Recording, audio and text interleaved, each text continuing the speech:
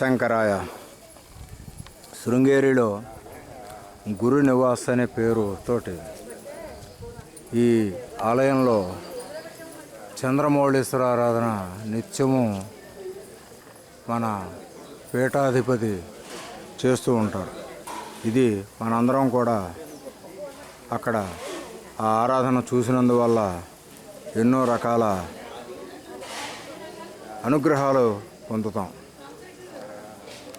దీంట్లో విశేషం ఏమిటి అని అంటే, ఆది శంకరాచార్యుల వారు పరమేశ్వరుని ద్వారాగా స్వయంగా ఆయన చేతితోటి చంద్రమౌళీశ్వరుని అంటే స్ఫటికలింగము, తర్వాత రత్నగర్భ గణపతి, ఈ రెండింటినీ కూడా సాక్షాత్తు పరమేశ్వరుడు శంకరాచార్యుల వారికి కైలాసంలో తీసుకుని దాన్ని ఇక్కడికి తీసుకువచ్చి ఇక్కడ దక్షిణామ్నాయపీఠంగా శారదాపీఠం అని పేరు పెట్టి ఈ రత్నగర్భ గణపతికి ఈ యొక్క